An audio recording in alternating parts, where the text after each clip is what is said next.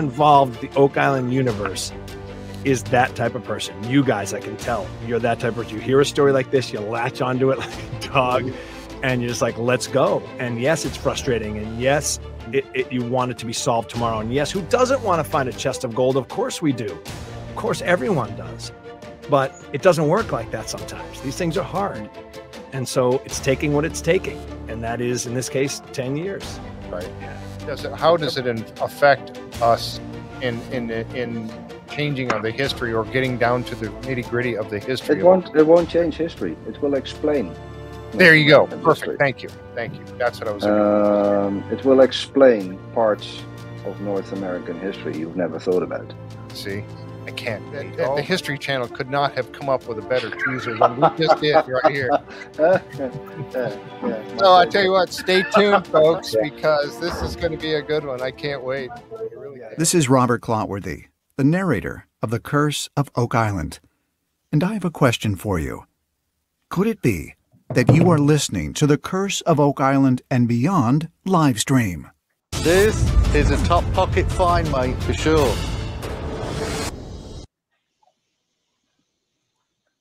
Hey everybody, Jeff here with The Curse of Oak Island and Beyond live stream and JFree906, and back in the saddle again, Mr. Colin Jamieson and Tom Burns. How you guys doing tonight? Hey, great, thanks. Super fantastic. Sound very enthusiastic. Yeah, great. Is it snowing? Okay, Colin. Okay, I'm going to say this up front. Colin, thanks for coming back. It's going to be so nice to have someone to talk to.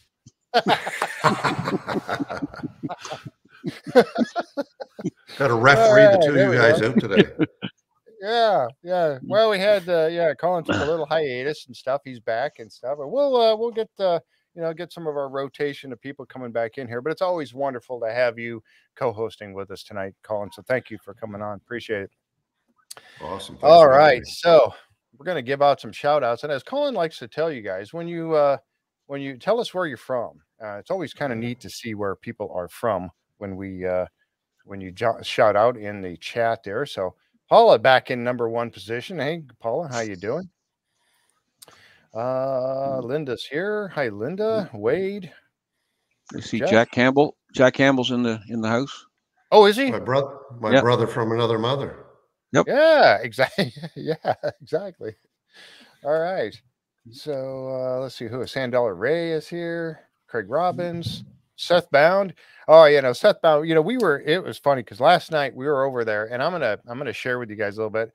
We were watching the show, and last night there was like 9 of us in the voice chat watching the last bit of the last rerun from 8 to 9, and then from 9 to 10 we were all in the voice chat. There was about 9 of us in there, and I tell you what, I'm going to share with you some of the ideas the folks came up with in there as we were talking about. I always make everybody wait until the commercial, and then we can talk all we want during the commercials. But it was fun. We had a great time in there. So it's in our Discord channel. The link is down below if you want to join the Discord channel and come and hang out with us. And that channel is there all the time. You can go there anytime you want. If you see anybody in there, you can chat during the day. I try to pay attention during the day while I'm working. Anchor Tours, Jeff, how you doing? So I try to pay attention during the day, and I try to respond here and there. But that's up there running all the time. You guys can go in there and talk Oak Island or whatever, as you go along. It's kind of fun. But yeah, we were having some fun in there last night. Hey, Robert Dean's here. Navy Dogs. Eva. Hey, Eva, how you doing? Let's see. Keith. Renee. Yeah, Henry, Michelle.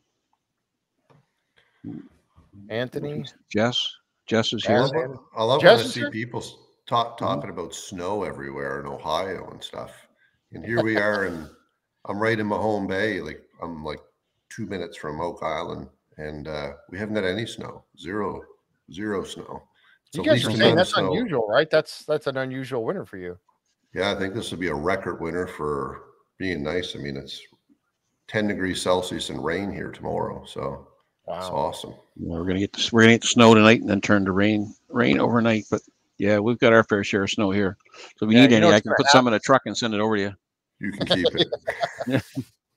Well, that's what Dale said. There was quite a bit of snow happening his way the other night. But what's going to happen is right when you're thinking spring and late March, you're going to get dumped on, or some big storm will come in there and just knock you out. Get it with a vengeance. Yes, exactly. Yeah, that's what usually happens up in the UP. You get that one storm, and I remember the last year. Well, I was up in the UP, and we had it was green, and the grass was starting to grow and stuff. It was starting to get a little bit longer and everything. And it was on Mother's Day in May, and we had like 6 inches of snow fell on Mother's Day in May, and it's like, yeah, no, that's. I don't know. Anyway, I'm down in Florida right now, so I really don't care about the snow. So as long as it doesn't snow here, I'm good.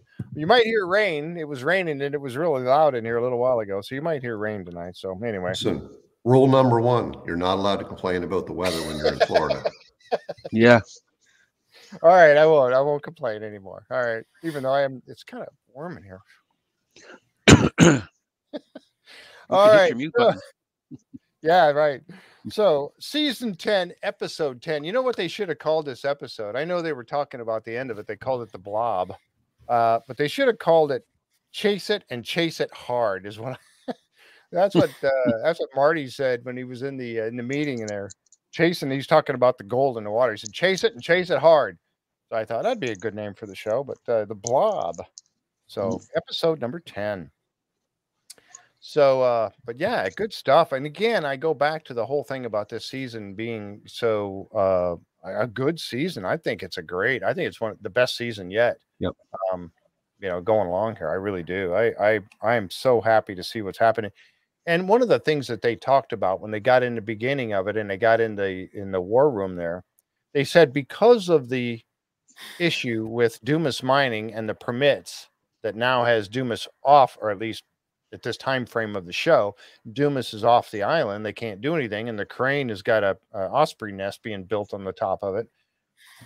Because of this, they are now able to actually do the more drill, boreholes, drilling and following the tunnel that they're doing, and the tunnels, I should say, and also the water survey that they're doing. And Rick had said that if they were still working in the mine, they wouldn't be able to do these. So it kind of worked out, I think, for the best. Yeah, he definitely gave the impression that once the Dumas people show back up again, that anything in that whatever little radius they're working within there, they're done. Mm-hmm. So hopefully they'll get enough done there to give them a target when they get back. Yeah. I know from watching them throughout the summer, the choice drill rig was operating well into the fall. Like that never really stopped. So they were picking away at, I'm amazed because you watch it here all summer, and then you watch the show and you try to marry what you actually saw to what they're actually happening on the island. It's pretty nifty. Yeah, it is. And that's really the cool thing about, for you to be that close and take your boat out like every weekend. And, you don't always take pictures. You guys go fishing and all that, but I mean, I think you should be taking your boat out every weekend and getting on. No, I'm teasing. We're definitely out there every weekend. Sometimes you'll be fishing. Maybe there's a beer, maybe there's a barbecue, and sometimes there's pictures being taken. All three. It's all about balance. Yeah, it is. You're right. Yeah. And then sometimes there's no pictures allowed. Yeah. It's true too. It's true. Yeah. So everyone put the phones away in the boat. That's true. Yeah. Exactly. But nobody's going to see this. What happens today stays here. Stays on the water. It stays on the water, right? Well, I know this year, Henry DeWitt and Tom were up there last year, and they were our SEAL team 1 out there, and investigating things and meeting people and doing all this kind of stuff last year. Well, and I wanted to be up there with them last year. I couldn't do it, but this year I want to go up because Henry's going back, and I want to be up there with you guys. Yes. And I'm going to hang out with Colin because we're going to go out in the boat. We're going to go live from the boat as we go around the island, as long as I got cell signal, and hopefully it's 5G. I don't know, you got 5G up there yet? Yeah. Yeah. We're mint. As long as I got 5G, I can go live on the boat as we go around the island. So that's going to be a fun one. I can't wait for that. So yeah, we got to get up there this summer. And I'll buy you guys around at the Mug and Anchor. How about that? I see Dale's coming home this summer too. So Dale's recovering. Anybody that shows up from the show that watches this show, and if you're at the Mug and Anchor when I'm there with Tom and Colin and Henry, I'll buy you around. All right. How about that? I'll put that out there right now. You heard it. Now you heard it here. Watch it be like 35, 40 people. Well, you do know that Halifax is one of the cities with our highest number of members, right? Okay, I'm gonna have to go and edit this. No, bring lots of money, Jeff. Bring lots of money. Hit the mute. Hit the mute. Yeah, bring that gold card, right? All right. So, all right. So, we got a couple saying they're in already. Gail said Gail's in. All right, Gail's in. Maybe, yeah, maybe we might just do that. James Bond, you put on the wetsuit, and yeah, that's what I was trying to get Tom and Henry to do last year. Is wait till nighttime and go out and sneak over on the island with the metal detector and go metal detect all the flags where all the flags are and dig them all up on, or just move them. Yeah, we could have moved them all around, changed the spots. So when Gary goes back and he's like, I could have sworn it had a hit here. Sorry, I'm digressing here. It would be kind of funny though, wouldn't it? All right, let's get to it. Let's get some pictures going, shall we? All right.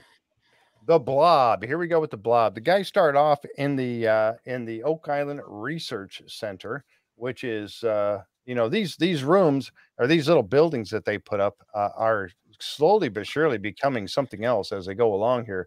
Like the Welcome Center, the one in the front, which was like a little museum and all that. That's been taken over with all kinds of machinery and racks and stuff. And Emma works in there, and Laird's working in there, and Helen's probably working in there, and it's everything's changing. And pretty soon there's going to be like an office building, like a 2-story office building built on the front of the island there, I guess, at some point or something. It just seems like they keep needing more and more as they go along. But the guys are in there and they're talking about just what I was mentioning earlier. The rehab of the money pit is on hold. So Rick is talking about the fact that now they can do this. If they hadn't been on hold, then they wouldn't be able to. What'd you say? Your dad says it's crown time. He's having a crown royal. All right, there you go. Must be nice. Must be nice. Crown time. So he said because of the fact that Dumas is off the island, it gives them an opportunity, and they wouldn't have had this great opportunity if the work with Dumas was still going on. So they've been able to find these tunnels. They've been able to put the camera down in these tunnels. They've been able to put the sonar down in these tunnels, and also map where the water, the gold in the water is, and try to get a good map on that. So because of that, it gives them the opportunity to do these other things. So that worked out really well in that respect, I think. Craig tells the team that Ian is going to do more water samples. He mentioned something about letting the water settle. Because remember when if you remember when they did some water samples when Matt was out there last time, the water was really muddy and dirty and kind of nasty looking. It was like crystal clear when they took it out in the show there. Yeah, it was. Yeah. Yeah, it really truly was. So it did settle, which is good. And it also means, and because we kind of talked about this before, that the water is not moving down there. It's not doesn't flowing. Seem to be, no. Yeah, if it was, it would not be that clear. And so further down, that was kind of the big thing, is that they were. Remember a few seasons ago, they thought the water was moving. Remember, you put the toonie down. The toonie, right? One hole and picked it out of another. So there's a lot of movement. But you're right, up in that upper area, it seems very stable. Yeah, exactly. Yeah, and so that gives them the opportunity to let it settle.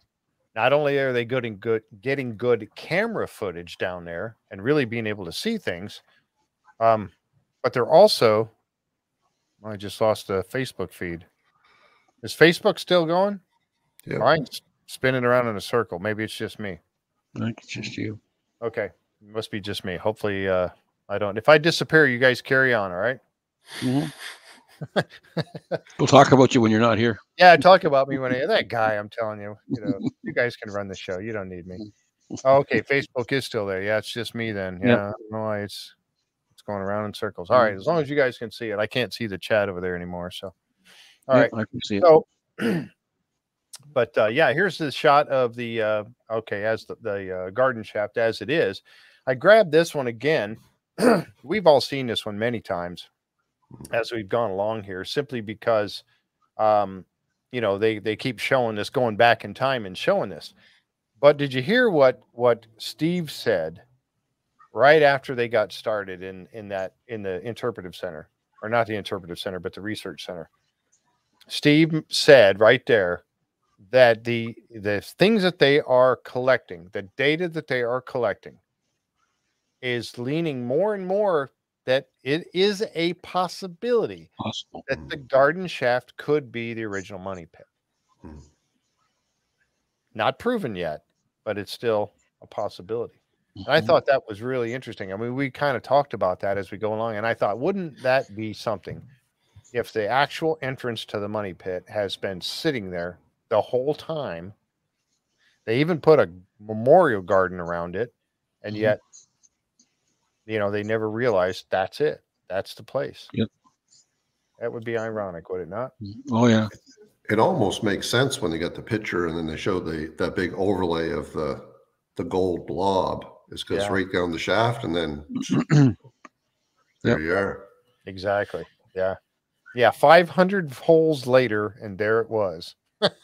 That was Zane. Thank you, Zane. That's exactly what I was thinking. 500 holes later, and there it is. It'll be in the last place you look. Yeah. Yeah. Exactly. Hide it in plain sight, right? And they'll never see it. They took this shot here. They were showing this one here, and they were talking about the different gold, where they found gold in the water in different areas, and also right there in the garden shaft as well. So that was interesting. But we'll get a little bit better once they go back and they finish the survey, which they did, and we'll talk about later in the show here. This is still spinning around and around. I'm going to refresh that page. Something you don't hear them talking about, or haven't talked about in a long time, is all the Muhan tech and results. Like that was like my, you know, I figured that was it. That's what the season was going to be, and they're going to come out. Here it is, but yet they're not even saying a word about it yet. Yeah, I know. Yeah, Tom and I were talking about that. Go ahead, Tom. Yeah, no, it's just that they've been sitting there. It takes months for them to get the data back. We know that the detectors are down the hole because they put that concrete protection around the hole. They're down. And I think they've moved them a few times, and there's a lot of them down there. So how long it takes to do them, whether they didn't get any data and they moved them to get new data, who knows, right? But I thought we'd hear something by now. I mean, you know, at the end of January, right? You think they'd at least put a teaser out there for us? Yeah, exactly. We talked about it at the very beginning of the season, and that's where my speculation was wrong, because I thought that they had an idea where the money pit was based upon the Muon technology, but it turns out they don't even have the results yet. And it may not get the results till later in the summer. So and maybe it's just inconclusive, but I think we were talking briefly just before the show and timelines, because right now the show, what we're seeing is around the very end of August and the 1st of September is where we are in the season. Yep. Yeah, and I got your pictures that you sent me. I can bring those up here in just a second, and we'll take a look at them. But yeah, that's very interesting. So, but I thought that was kind of neat. Now that the water has settled, and then the fact that the water is coming up so clear is just amazing. And then another point. Well, when we get to that segment of the show here, I'll talk about that. But next, the guys jump over. I'm gonna kind of hit this, and you're probably gonna hear us talking here. Yep, there it goes. Okay, I got it muted. All right, now we're caught up. Now I can see the chat over there again. There you go. Rick did say, wouldn't it be funny if the water tested some 200-year-old mystery? Yeah, the water test. Yeah. Yeah, I was going to mention that too. So they jump over to lot 5. Excuse me. They jump over to lot 5, again, the newly acquired lot. Rick and Gary over there, and right off the bat, they go into their very first flag, and he said there was 42 flags. 42 flags, yep. And I thought, man, that's crazy, 42 flags. So they go to the very first one, and they pull up this chunk of iron here. I don't know what that is. I have no clue. hopefully we'll find out. They were going to take it over to the interpretive center, and run it through the scan and see what they can find out about this thing. Just a big old hunk of iron of some sort. Hard to say exactly what it is. And then they found this little nail or a fastener of some sort. They found that down there. And then they found this piece of pottery. Now, I thought this was kind of weird because here's Rick, right? Well, first of all, they pulled up these first two pieces, this one, and then he was, detecting again in another spot, in the next spot, and they found that nail, this fastener right here. They found that. And then he put his metal detector and he's going back and forth across the hole, and he's getting another hit in the same spot that they pulled this nail out of. And then they pull this out. Unless this right here is some sort of metal, that is not going to set off that metal detector. That's what I first thought, was some kind of a gold paint or some sort of, a metallic type paint. But they said it was like a tin cover or some type of. They mentioned it was like a tin coat ceramic or tin glaze. He called it in one of the other pieces. He called it and Laird called it a tin glaze. Maybe that's what made it go off. I don't know. Maybe this is also tin glaze, and that's I don't know. Yeah, or there's other stuff in the hole that they didn't show us too. Yes, that was the only other thing I could think of. Well, he pulled out the nails and some other items, which I'm assuming that's what caused the metal detector to go off. But oh yeah, yeah. So I was like, well, what about that other metal hit? So that he was getting, and all they pulled out was this piece of pottery that they pulled up out of there. Pottery. I just cut the tree. I just cut the tree down. Let's get this over with. Right. What are they going through all this effort for? Cut that tree out. Get that thing out of the way. It's one tree. We've got lots of them. Yeah, and not like they haven't cut down any other trees, right? To make way for something. But they're going through all this trouble, and you see him. He's up to over past his elbow, reaching down at it. That's a lot of digging. And I'll tell you what, when you're digging in an area with all those roots, that is not fun digging. And yet there's Rick, and they had to have dug that a large hole under and in between the roots to try to get down that deep. And he's up past his elbow in this hole. Yeah, and those roots are going to be weaving through rocks. So yeah, exactly. So I had to grab that picture just to show how far down they were. Yeah. Robert mentioned about, or no, who was that? Oh, that was Jan. Said it either a foundation or an old privy or something like that. Like the one that Laird. I still think that hole. Remember when Laird, the very first time Laird showed up on the island with these guys? He was on the island before with Dan, I think, or Fred Nolan, one of the two. Looked like the little square hatch carved in the ground. And he jumped in there. He had to borrow boots from Rick, which was about 6 sizes too big, and he put the boots on. He jumped in that hole, and I think that was an old outhouse at some point or something. I don't know. It wasn't a hatch. Certainly wasn't a hatch. But Rick is down there fishing around, and he starts pulling out more and more and more pieces of pottery, and pretty interesting.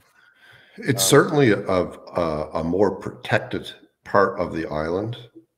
That water, though, on the inside, I think one of the guys in the show said about, what about boats or something like that on that side? That was Marty, yeah. But there's very little water there. Like on that side right now, I can get through there, but it's tricky. And the water level is quite a bit higher now than it was, 200-300 years ago. Yeah, go back 400 or 500 years, it's going to be a lot less water there. Right? Yeah, so it's good for an encampment. There's no big boats that are going to sneak up on you on that side. So maybe it was just I'm assuming, because they remember on the British encampment, they were found on the materials. I say on kind of like the north side of the island, the more exposed, you can see out over the ocean, so those guys could watch for boats and stuff coming, because once you're in that backside of the island, you're not going to see anybody coming in on you. Right. So maybe if you could get a boat, let's say if you could get a boat around the backside between there and say the resort, And do you think even back 200 or 300 years, is all that water that shallow there? Even back then, you think because that would be a great place to hide if you could get your ship around there. You could kind of hide your ship from those passing by. I don't know. It's kind of deceiving because I know in the picture, the background behind you, Jeff, for people that are kind of watching the show, like in behind you on your right hand side, to see the little tiny round island and that side of the causeway. It's very shallow up in there. Now over you can see where Oak Island Marina is out in the more water, but of course you're quite exposed out there, right? Okay. Yeah, I was thinking that would be the one reason you'd want to be back there on the back side, is if you wanted to get your ship around to the back and hide it from those passing by, out front to the south. Yeah. You'd be kind of hidden back there, but again, you'd have to be able to get a ship back there. Yeah, but if you got a landing party, you can put your ship on the opposite side of the island to keep them away from where you're actually sitting, right? Try not to draw attention to yourself. Right. Exactly. I don't know. Well, this certainly, they and again, all this pottery that they're pulling up out of there. I mean, and then they bring over, there's different types of pottery too. Yes. It wasn't just like a set of dishes that were pottery that was broken, right? This was different pottery. Yep. Well, they bring over Laird and Helen come over, and they're explaining things to Marty. Marty's there now, and they're starting to talk about what they're finding. And they decide at some point, they just decide with all that pottery, we got to stop right here. Let's bring in the archaeologists, let them come in here and start to get this, because now we found artifacts that means that something was happening in this spot. So let's get them over here and let them start doing their dig. Now, we saw an episode, I think it was, I don't know if it was last week, when I showed a couple of clips of this season or this upcoming episode, and talking about, we seen them in there working in the ground, and obviously this is the spot. So we were wondering if it was lot 5. I think Renee made a good point here. I wanted to mention too. Oh my gosh, so much chat's gone by already. I've lost it already. Yeah, I don't see it now. It's gone by already. But yeah, Renee made a good point there. That she thinks that the Delft, that's what they call it, the Delft. Thank you, Linda. The Delft pottery has lead in it too. So if that was the Delft pottery, then that would be why the Gary's metal detector went off. So good point. Thank you, Renee. Appreciate that. So there she's getting a look at some of that pottery, and she talks about the fact that she said, she also tells them that it is press molded, and this type of press molding began about 1740. The pottery type, the makeup of the actual pottery started about 1720, but the pressing of it like this press molding began about 1740, which puts you about 50 some years prior to. That doesn't mean it wasn't 50-year-old piece of pottery that they were using, but it's dates it prior to the finding of the money pit. Now I was going to ask you guys, and we know that the British and the French were going back and forth, but they were there in the 1700s, right? I mean, not all that stuff took place about that time. And I think one of them asked Laird about this. Could this be military? And he said, oh, yeah, absolutely. I mean, it was some better looking stuff. It was more expensive for the time. So it wasn't like commoner, pottery, but still. Well, if you had an encampment there, you might have, officers and enlisted men too, right? Exactly. Eating off different pottery. Yep, exactly. You're exactly right. So that was interesting. Yeah, Laird tells the group that it is English and it was a common type of pottery.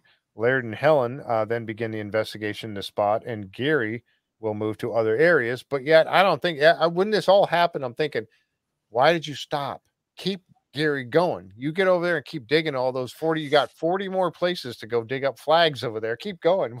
Yeah, I think they're just going to send him someplace else on that lot. Maybe, I don't know, but he wasn't going to work right in that general area. Yeah.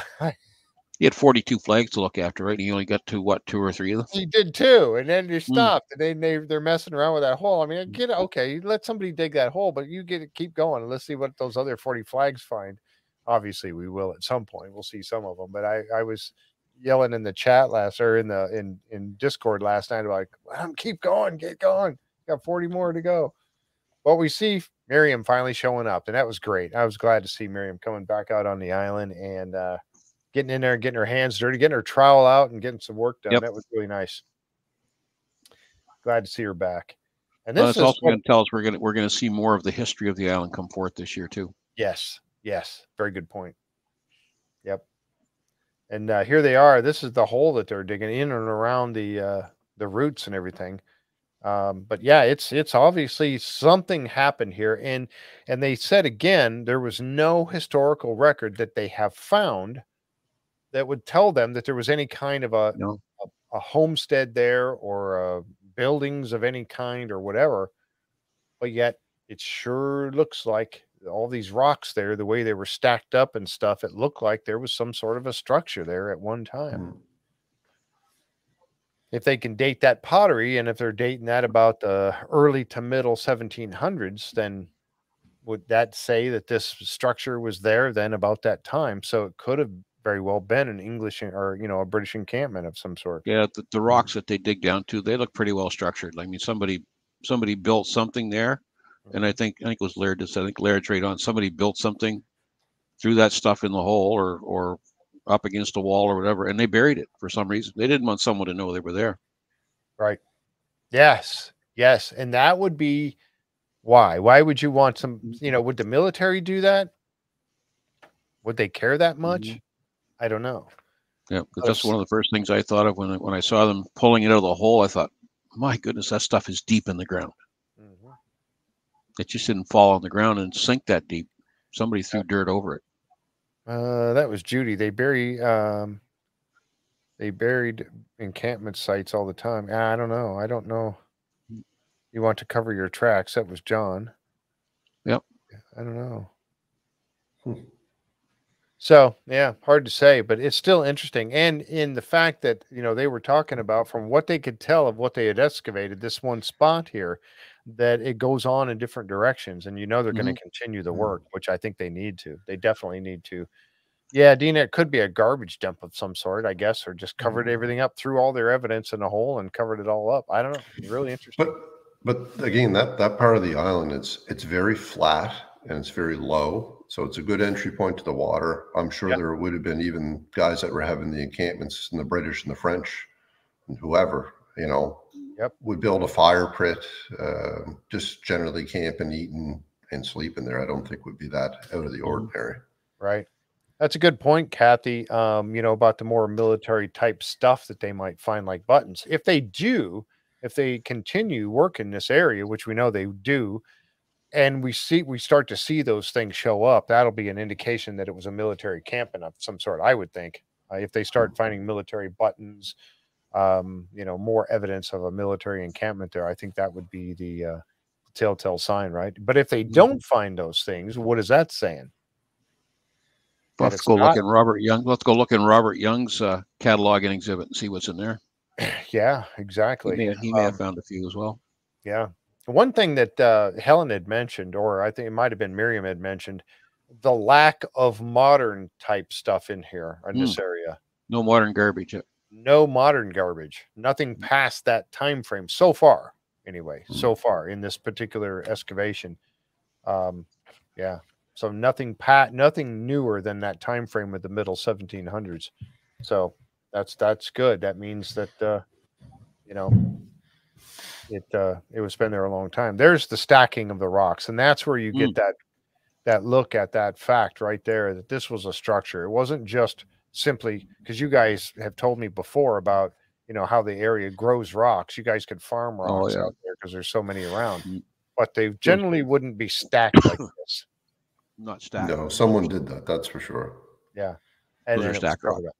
Yeah, and then covered up with a lot of dirt and enough time. And then, of course, the island's been cleared of trees and grown over again so many times over the years. But, yeah, definitely a structure. Why would they build a rock-walled garbage dump? I doubt the original reason was a dump. Yeah, that's a good point, David. This was the tin glazed pottery that was found. This is the one that Laird had mentioned, that very fact, the tin glazed pottery, when he was looking at this piece right here, the blue and white one, which was really cool. Let's see. Yeah, that's what impressed me about the pottery was all those different designs, right? Yeah. I agree with Winston Smith. Could be a poop pit. It could be. Oh, seriously, they would. If they were having an encampment, they would have had a dug and constructed an area, and then odds are you throw other garbage and debris and stuff in there, yeah. And then cover it up. Yep. When you leave. Yeah, it very well could be. As a Youper, Jess says, as a Youper, it reminds me of a hunting blind, so I lean towards military bunker. Yep. So yeah, tin glazed pottery. And there's Laird. He's working the sifter over there. I might get a chance to do that. Not on Oak Island, unfortunately, but when I was out last on Sunday, I was over with the guys over at the this was the Enclote River Park, Beyond Oak Island guys from Treasures, the Real Treasure Hunters. I was out there with them over the weekend. And I came out. They invited me to come out. They were on Beyond Oak Island episode number 4 in season 3. Rick or Marty and Maddie Blake were there. Not this week, not when I was there. They were there on the Beyond Oak Island episode. And I was there to go back. They invited me. Captain Joe Ziga and Mike Gattuso invited me to come out and take pictures and hang out with them while they were searching for hard targets. But they're going to come back. They're going to bring in the heavy equipment. They're going to dig up those hard targets that they showed on that episode. They're going to actually dig those and a couple more with a backhoe. They're getting all the permits in place, and I'm going to go, help them. And they said, bring your camera, bring your metal detector, come and help us. And they said, you can man this. So I'll be doing this right here. I'll be manning the sifter, trying to find out any artifacts that they pull up. So that's going to be, if you haven't seen the little show that I put out the other day on Monday, I put out the little episode, about 9 minutes. You need to go watch it. I had a great time out there, and it's good information that those guys put out. It's on the YouTube channel. Check it out. And give it a like if you think it's pretty cool. I had a great time. I can't wait to go back out and hang out with those guys and do that kind of stuff. So I'm really looking forward to it, obviously. And then Helen's in there, and she's looking at a couple other things, and she finds this little bad boy right here. Now, this was something that I was not aware of at the time, and I've kind of looked into it since, but copper nails. Mm-hmm. I always figured copper is going to be too soft of a metal to be used as a nail, but apparently if it's thick enough, it's not. And that's right. Yeah. And, primarily used in shipbuilding, right? At least that's what they were saying on the show, because it doesn't rot or rust and deteriorate and like a regular iron nail would.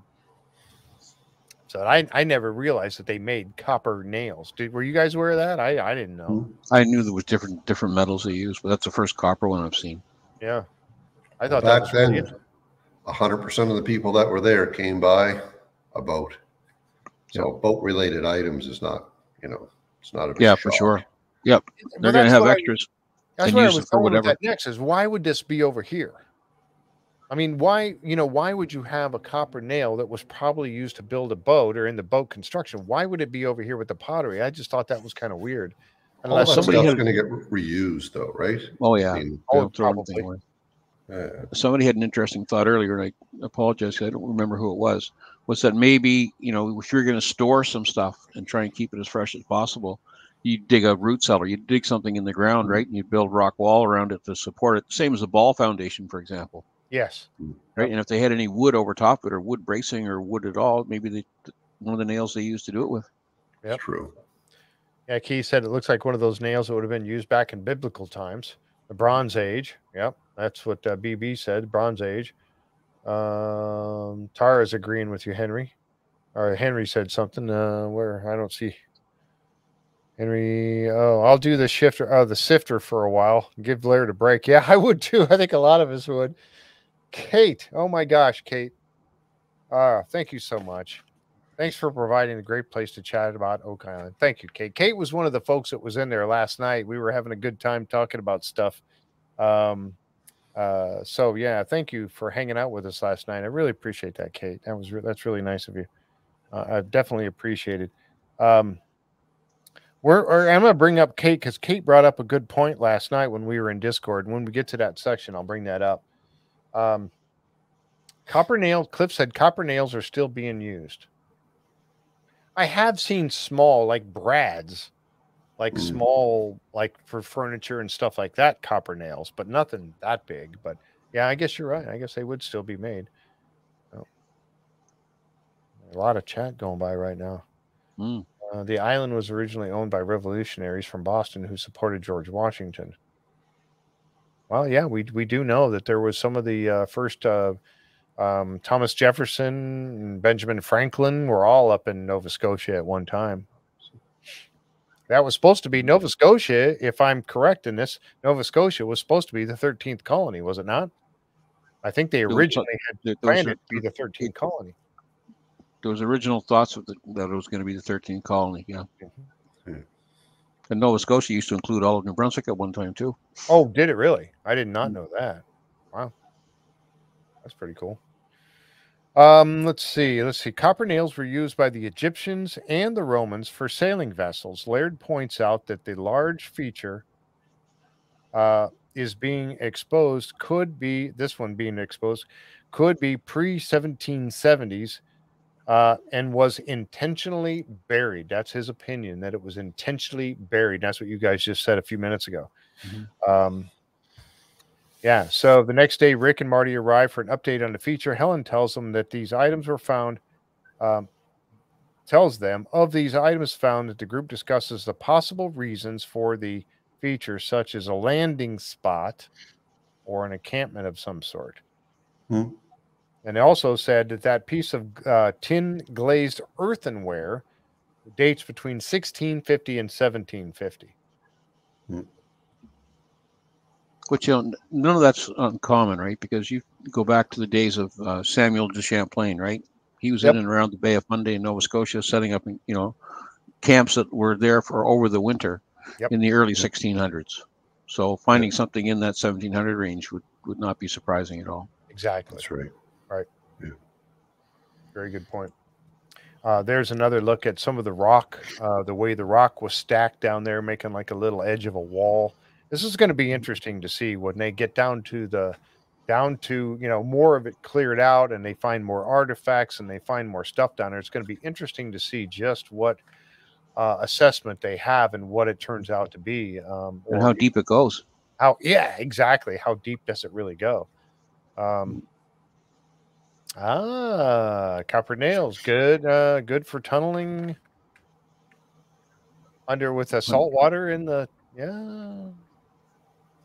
maybe. That's a good point. Interesting. So these were this was just a little group of some of the things that they found, the copper nail and some pottery pieces and stuff, all from that spot. Thought that was really cool. So we'll get to see what's going on, but Gary needs to get back out there and get digging on those other 40 spots. I want to see what's there. Absolutely.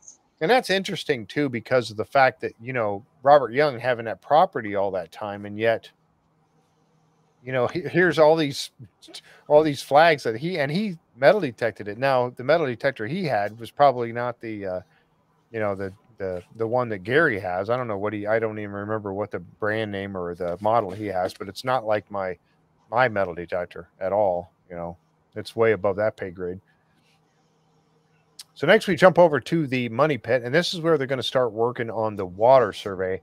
After the water got the chance to settle, everything settles, and then they go back and they're going to go around. They had certain areas picked out, certain boreholes that they're going to go around and take water samples from.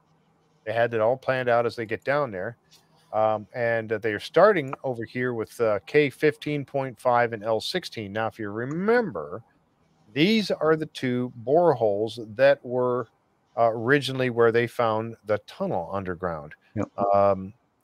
M16.25 was the first one That's the one down here at the very bottom.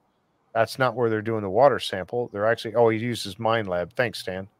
I thought it was Mine Lab, so I couldn't remember the model or whatever, but thank you. So K15.5 is the first one that they're at. And this is where down there where they found the tunnel in this picture here, which I think is awesome, by the way. I just love that fact that they got these pictures.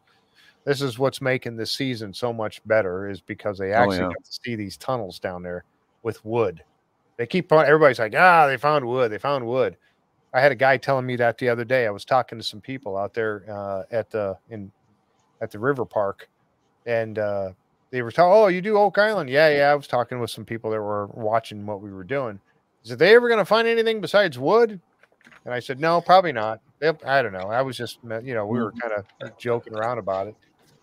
But I said, but the point is, this wood that they're finding is telling them a story. And here's the wood now. Now we're seeing why they keep pulling up different wood. Searcher wood, yes, much of it is, but also maybe depositor wood. So now we're seeing this wood. And that's where the importance of it comes into play, and being able to date it. So, yeah, we see them pulling out a lot of wood, but this is why. If you just figure out who put that wood down there, searcher tunnel, withdrawal tunnel, whoever, right? Yeah. There's going to be a backstory to why did they get there? Why did they go there? How did they get there? Yep. Question. Exactly. Yes. What's the difference between a tunnel and a shaft? Because they keep referencing, well, this is a shaft and this is a tunnel. No. Shaft, this is a tunnel. Shaft is vertical. Tunnel is horizontal.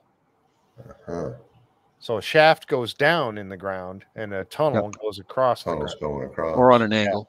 Or at an angle. Yeah, a tunnel could be at an angle as well. Or I guess a shaft, it depends on the angle. I don't know. The shaft to get you entrance to a tunnel. That's the way I look at it. Anyway. Yep. Yeah, that's tunnel vertical is more horizontal than vertical.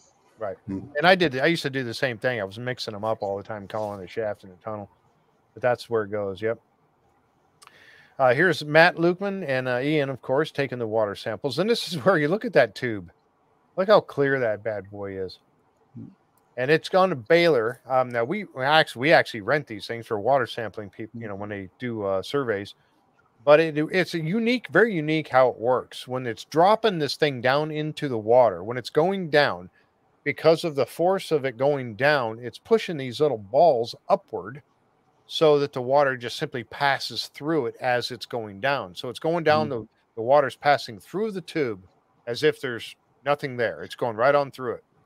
And then when it gets down to the bottom and they start to bring it up, as soon as they bring it up, those balls go into place, lock it into place, they cut it off, and it preserves the water sample from that depth. Whatever depth you were when you started coming up, that's when it seals it. And so you're taking the sample from way down in that water versus toward the top or on the way down. That's kind of what I thought. I noticed last night on the episode, they said it filled from the top, and I went, no, I don't think so. I think it's the water coming in from the bottom that gets trapped. Yes, exactly. That's exactly what it is. It's the water coming in from the bottom as they're going down, that water keeps passing through it. And then as soon as they go up, it seals it and it holds that water in its tube. So it'll be somewhere within that 5 feet area of the bottom is where they're getting it. So it's a unique little instrument, how they work.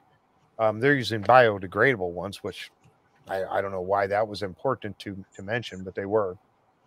But that's how it works. That way you're getting a sample down there at the bottom instead of up toward the top. And here's that clear water. Look how clear that is. That was amazing how clear they got that. Yeah. That is amazing. Pace to let it settle, I guess. Yeah. Yep. Because they were using this, we have metal ones that we rent, but they're using these plastic ones. That's why they had to put this bolt on it, tape a bolt on it for weight. Yeah, I was going to say, at the high-tech weight they came up with there, it's like taping the flashlight onto the camera. Tape and zip ties, baby. Get that camera light or get that flashlight on the camera. Another bush fix. Yeah, exactly. Oh, I see you sent me a couple pictures here. Okay. Oh, okay. That's the water depths. All right, let me share that real quick. Colin just sent me he probably sent him a half an hour ago, and I just now noticed. This just was kind of gives some reference to what the area is, and that's today. So you'll see that like that green will be certainly in the water, but that will be like less than, a foot or two of water. Okay. And then that darker blue is 5 feet of water. Okay. And that lighter goes from like 8 to 14 feet. Okay. That's quite a jag out there. So yeah, it as is. you can see, It really that is. whole back area to the causeway, kind of where Over I here. think Karen lives over there. Yeah, Okay, Sharon yeah. cover. Spot Yep. over there. So you can see that was really, really shallow now. So a few hundred years ago, because I know they had referenced before that at low tide they could actually walk across. Yeah, it wouldn't have been an Whereas- island. which you can't now. There's enough Right. water that even at high tide, but there's not a lot of water in there. Right. So in order to sneak a boat in, you have to have one with a very shallow draft. Yep. So an old sailing boat, if you anchored out of here, see the white area Mhm. of the map, you would have Yep. to anchor in the white area and out. So Right. you'd be quite exposed on that side. Right. Mhm. Yeah, absolutely. This is where I was thinking about when we were talking about Samuel Ball and the fact that Samuel, he had those 2 wharfs that went way out in the water, and they would have gone out that far so it could get to the deeper water. That's right. And so that a boat could pull up. And we were talking about where he got his money. We were talking about this in Discord last night, where he would have gotten any silver or gold coins. He would have, if he was selling cabbages that he was growing, he was selling the cabbages to the ships, to the ship captains. So they would come in, they would be able to get in this deeper water out here and get out to the end of that wharf and then load up with cabbages for making sauerkraut for the guys so they wouldn't get scurvy to go back across the ocean. Yeah. I mean, makes sense. And that's where he would have gotten any of the military things that were found on his property, the little buttons and things like that. And that's also where he would have gotten any gold coins or whatever from them buying the stuff from him. So that makes sense. I still think he was part of the original money pit, finding it and had some treasure, but Yeah. I wouldn't be surprised if he was. I wouldn't either. Because I mean, like he owned what, lots 6, 7, and 8, right? Yeah, back. And Yeah. And when I put X there, X does not mark the spot. That's not where the treasure is. Okay. That's about where they're digging the hole. This right now. Oh, right. It's in that area. I thought it might have been a mini Nolan's cross or something you'd put on there. Oh yeah, Nolan's cross.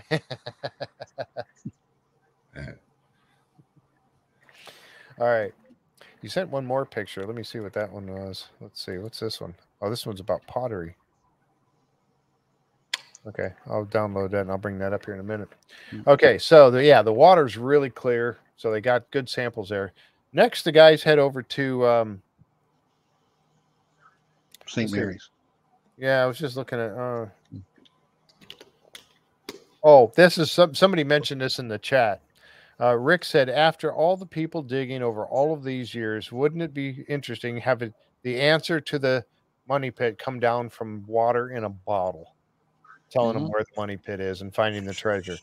All the digging, all the money, all the years, and they end up finding it because of water inside of a bottle. Wouldn't that be interesting? All right, so off they go over to St. Mary's University in Halifax, and they're going over here to the science building. Emma and Charles and Peter Finetti going over to have this piece of this pin or I don't know, a fastener of some sort. I think it's a little fat to be a spike or a fastener, but maybe going into like a dowel. Yeah, it could be. Like a dowel pin or something to hold 2 planks together or something, or a plank onto a post or a beam or something. I don't know. It just seemed like it was, pretty hefty to be a coin punch. That's interesting. I hadn't thought of that.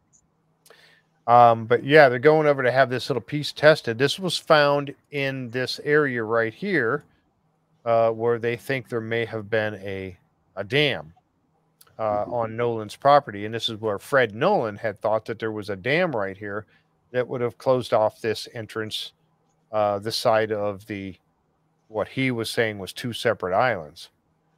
And they put a dam across. And this is where I wanted to bring up, and this Zena's map again, where we had talked about this previously, talking about that dam would have been right here across. They keep showing this red spot. That's the eye of the swamp. That's the basin, not the dam. The dam is actually right here, would have been right across here. If you can see my mouse moving right there. That's where the dam is, not this red circle. But this is where Kate brought up last night. Kate said, and she was referencing you, Tom. She said, well, Tom Burns had said, talking about a fish dam or a place where Fish trap. Explain that again real quick, if you don't mind. Well, what you do is you build basically a dam with an opening in it. Okay, and the opening is designed so that during a time of high tide, you can do something inside of the dam, like, for example, build a fire or something like that. The fish will come in. They'll basically go in the door during high tide. You close the door, which would then, and the door is not completely solid. And then when the tide goes down, it leaves from behind the dam, and the fish are there basically for you to walk out and scoop up. Yep. They get stranded. They get stranded in the shallow water or the mud. Right. Now, Kate had brought that up last night, and she was talking about that, and she said that the word, we were talking about the word. Now, these words right here, when they were in French, the translation, and they were talking about this, her and Kat were talking about this last night in Discord, and said that that word. I wish I had the other map with the French words on it. Oh, actually, I do. You know what? Let me see if I can find it real quick. I think I do have a picture of it with the French words. If I can find it quickly here. Oh, here we go. Yeah, I just caught the edge of it here. All right, let me bring this one up. Right here. The barrage, and again, la barrage. I'm saying that wrong. I know. Sorry, people. I don't speak French, so don't tear me up for this. But the barrage or whatever also could translate to fish weir. There you go. I did not know that. I didn't know it either. So, and this was between her and Kat were talking about this, and I wrote this down because, yeah, there's Kat right now talking about it. Right. Okay, so that could also be translated as fishware. So that I'm not sure what kind of fish would be coming in through. Yeah, I don't know. Like, do they have herring down there? I mean, herring is the big one here in New Brunswick in the Bay of Fundy that they trap. Mm-hmm. There was years ago. I know they used to. We try ice fishing and stuff out here for, but they haven't been around. But I hear from previous generations, any type of fresh water that was running in, is that the herring would run up to spawn. So that is possible. They could be put in salt.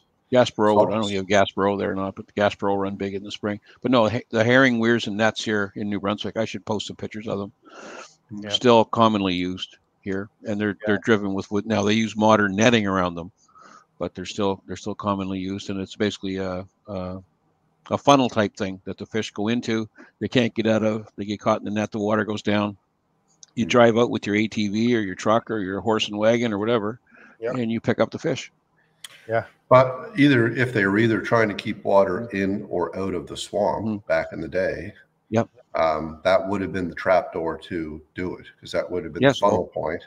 Yep, and then, for sure. Because if you had a big storm or big wind out of the south, it would blow water up into that current swamp area. So maybe they had dammed it to either stop that, or they had dammed it to keep the water in the swamp. Hence, a man-made.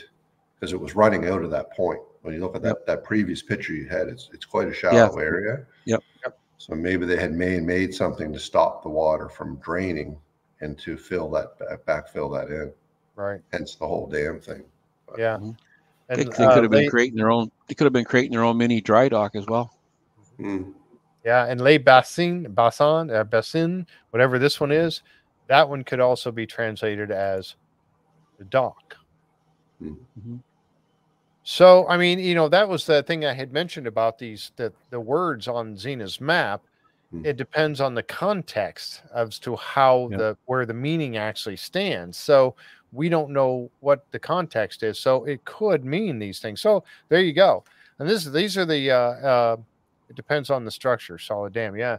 So, and this is some of the things that we were talking about last night. That's why I love having doing the show here with all everybody's got, ideas things that we don't think of. And that's what we were talking about last night during the show. We were in Discord discussing all these things, and I thought I had to point out the fact that they brought these up. So, and also I was kind of wondering about here they're digging over here in this area. And I was wondering of the areas that were cordoned off because of the Mi'kmaq pottery that was found. And I was thinking, boy, was that dock area part of that? And it wasn't. I went back and found that picture, and it was not part of the areas that were cordoned off by the pottery that was found. I thought I had a picture of that too, but I don't see it here. But anyway, so that was interesting that it was outside of that. So I thought, whoa, maybe they've worked things out and they're allowed to start digging there now, but it's outside of that area. So that doesn't answer that question at all. So anyway, just a thought on that. So anyway, so they got the water samples and all of that. And they, I was on the part about going over to here we go. Back to the map. There we go. Get my place back here. So they're over at St. Mary's, and they're talking to Dr. Krista Berceau, excuse me, and her colleague, Sean Yang, and they were getting that piece of that pin, whatever it was. They were getting that checked out and looked at, and so she was scanning it. She had to scrape it off because it was too big, so she scraped some of it off to get into so they could check the samples on it. She said the scan does not show any manganese in the spike, which indicates that it is older. There is a large amount of sulfur. Now, I got a little confused on the whole sulfur talk because Peter Finetti and Ellen were talking about the sulfur in the water in the area, in the area where it was found. But then when she was on the porch of the interpretive center, she mentioned something about a sulfur in it and making it older than. Yeah, I think that what they were referring to is the sulfur that they detected could have come from one of two places, right? It could have come from the metal itself, or it could have come from the environment, sort of as an attachment to the iron that it was found on. Right. Yes. Yeah. So I kind of got a little lost in that. What exactly that? They must have talked more about it at the university, and to have her come back and give that report, there must have been more talk about the sulfur content or whatever. So because she gave a little bit different report when she got back, they did talk about the large amount of sulfur, which is common in items from 1700 to 1750. Emmett tells Dr. Berceau that the area where the spike was found did have a high sulfur content, and she said then what you just said, that it could be from either place. Yeah, and then they also talk, I guess, later on in the interpretive center that they talk about it being possibly bog iron. Yeah, which is basically iron that is formed within a swamp. The actual iron, raw iron itself, forms within the swamp. Wow. Okay. Swamp-like environment. They take it out and they then make that into their spikes, nails, whatever. Wow. Okay. You get a history lesson right here, folks. Check it out. Then that's when Charles brought up this little thing right here. Going back to when Gretchen Cornwall had them in Roston Cave, and they saw this block up there with 1347 stamped in the side of it. And he had mentioned this is where he had said that this could add validity to Zena's map. And then, of course, that was where I grabbed this picture because they translated the 1347. But I still go back to saying that's not a date. If it is a date, and again, this is what I was talking about in Discord last night, it's pointing to a spot, just like all these other words have a line, and it's pointing to a spot on the island. And it says La Barrage, La Basin, the anchors, all these different things like that. And it's pointing to something, and it's got the little jagged line, like a little lightning bolt line pointing to a spot with the words. But you notice that jagged line is also under the 47. So which way is it pointing? Pointing away from the island? So there's something out there? Yep. So that tells me that it's pointing to this spot on this is Frog Island, right? Is that yes. Yep. Okay. So it's pointing to this spot on Frog Island, and it's got that little jag, and then it says 1,000. So if that is a date, in my opinion, that has to say that when they landed there at that spot. Otherwise, it's not a date. It's some sort of a cipher or something. They call it the 1347 map because it says that, and they keep dating it to 1347. Well, maybe if it's talking about when they landed at that spot. Otherwise, why would you have that date on there written that way? If you're dating the map, would you not put the date in the corner somewhere, or top corner or bottom corner or something like that? Why would you have it on a line pointing to a spot on a map? Mm-hmm. It doesn't make sense to me. Doesn't make sense, does it? No, not to me. I don't know. Maybe I'm not thinking of it the way I should be thinking of it. But so the only way I can imagine it being a date is if they're saying we landed here in 1347. But wouldn't they have written 1347 rather than 1347? I don't know. It just doesn't add up to me. So is it a Baconian cipher? I think that's where a lot of people have the problem with Zena's map too, right? Like, yeah. That would be me. I am too. Yeah, a little bit. I'm anti-Xena map. I'm not a believer in the map. That's just me. Yeah. What do you guys think? I want to take a little poll out there while we're here on this point. What do you guys think of Xena's map? Are you on all the true? Is it all true, partly true, or not true at all? Or a complete based on some? Is it based on some previous knowledge and maybe it's not quite accurate? Right. And this isn't a place where you're going to go, oh, you're full of, whatever, talking to the other people who say it's true. This isn't the place for that. I just want to know. No, if you want to say, what do you think it is? Do you think it's real or not?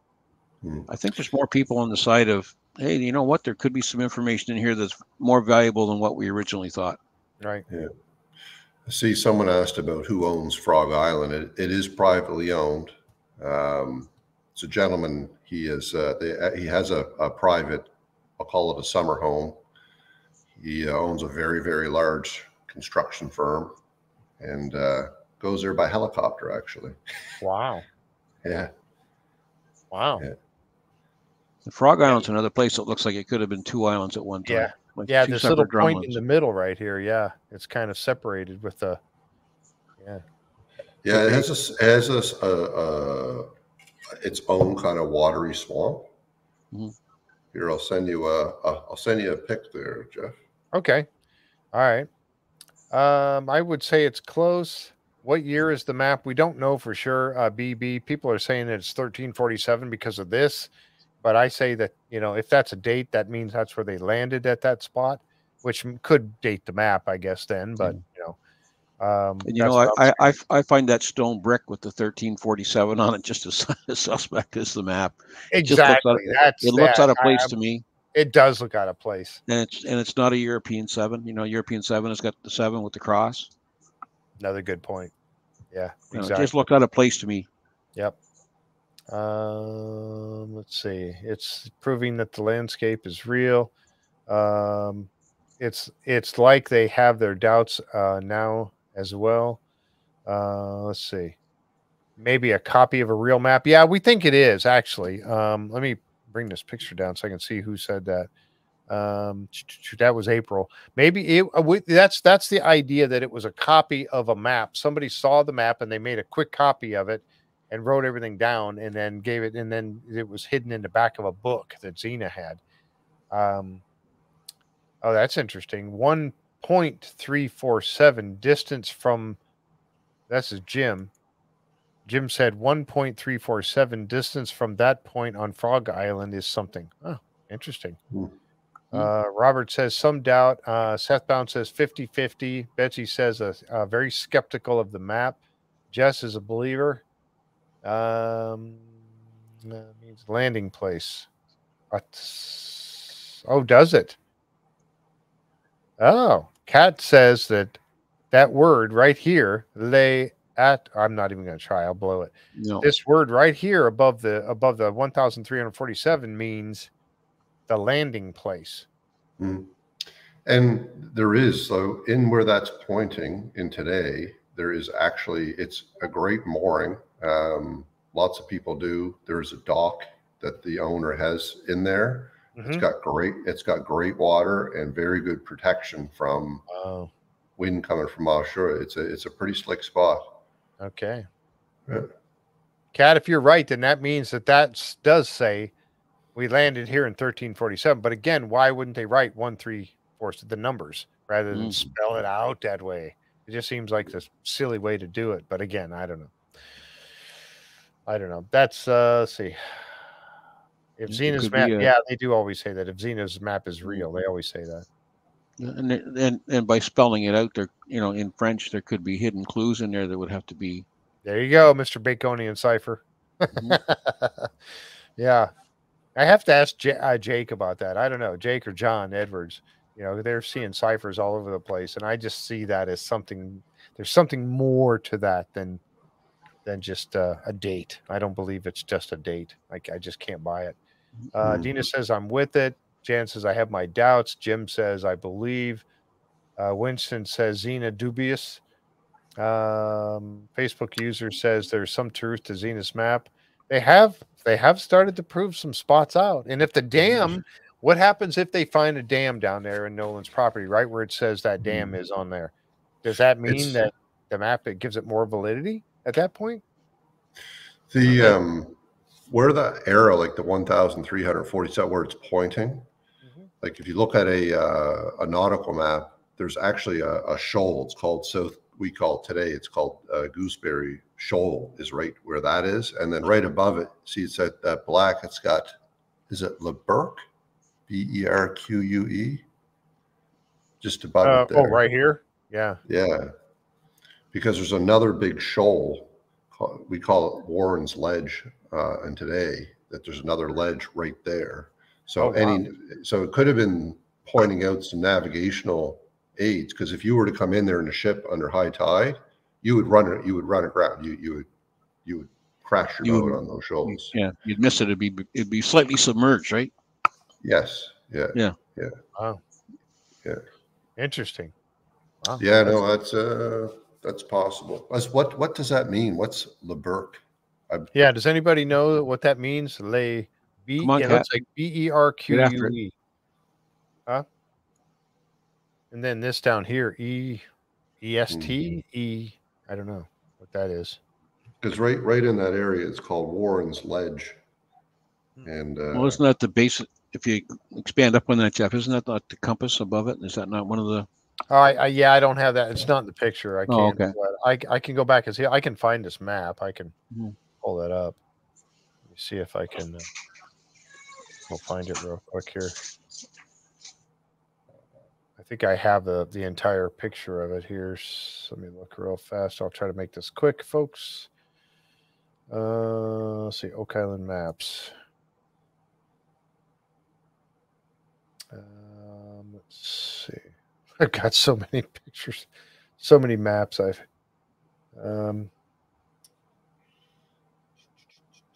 Yes, I do. Right here it is. All right, let me share this over here.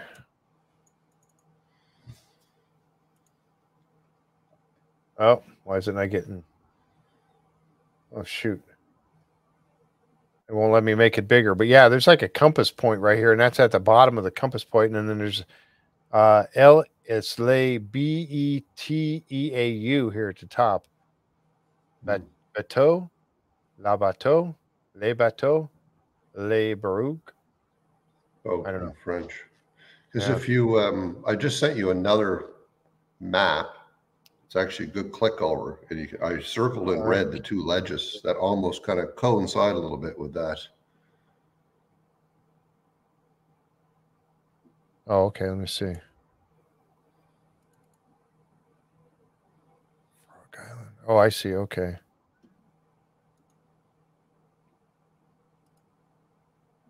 No, there's another, the one after that one. Sorry. Right. Sorry about that. Let me see.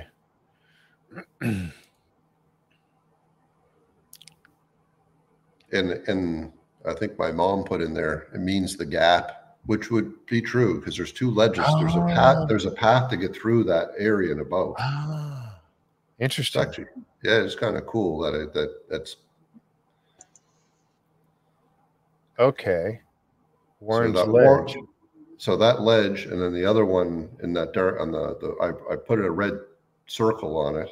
Yeah. Those are submerged. You won't see those. So, and a very, very low tide, you'll see just the top of Warren's Ledge. You'll see seals in the summertime. They'll be basking on those rocks.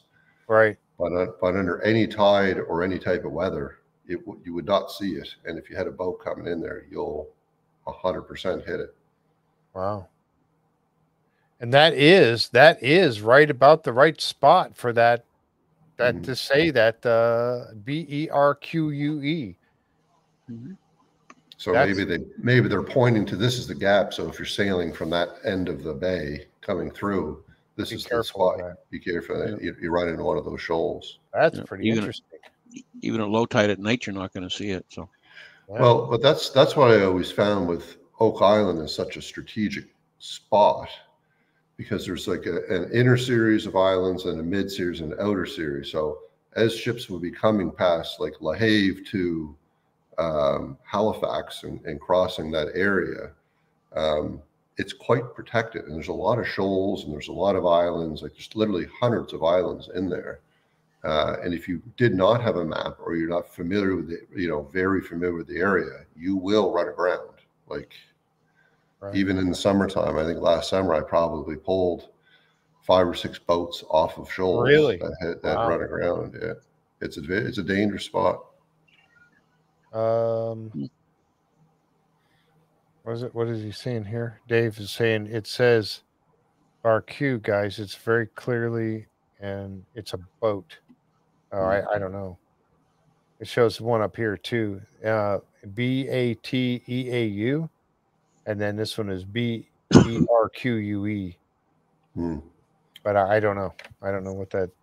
I think someone said if your boat has a little draft, you will not hit shoals. You'll hit those ones, trust me. But back in the day, they're running big wooden ships. I mean, they would have been drawing a lot of water, right? Yeah, you're not getting by them. No. Yeah. Okay. BATEAU means boat or vessel. That's this one up here. Yeah. And it's kind of cool. Yeah, interesting stuff. Yeah, great conversation going there. That's really neat. Okay. Linda says that BARQUE and BATEAU both refer to boats. Okay. Yeah, bateau was a boat. Yeah. Yeah. Okay. Cool. All right. Thank you, guys. Maybe it's referring to, I don't know. I was gonna say a spot to anchor, an anchorage or something. Yeah. Anyway, yeah, that's pretty interesting. But again, I go back to that saying that if this says the landing, and then this is a date, again, why would they spell it out rather than using the numbers? But I mean, if it's written out like that, then it has to be written out for a reason, and that reason could very well be because it's a code of something. It's some sort of a code or a cipher or something. Anyway. I don't know. I could be all wet with that idea. Who knows? These are some of the things that they were showing that they found in the swamp over the years. Interesting things. And then they keep going back. But each one of these things, besides this right here, which is a spike, almost looks like a railroad spike, but it's not. All of these things, I think, well, I'm not sure about that one, but they are wood, and they could have very well floated in there with storms, with some of the shipwrecks. So many shipwrecks out there. So who knows if any of these pieces were floated in and storm blew them in there into the swamp or not. I don't know. Again, it's all that to me is rather suspect. If you could, to try to name them as being part of that.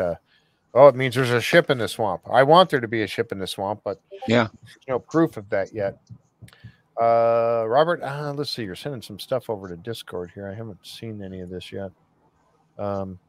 I see you put the map up. Okay. All right. So over in the interpretive center, the team is meeting to hear a report on the iron spike that was found on Nolan's property. Emma explains to the team that there is phosphorus in the spike, and that usually comes from England.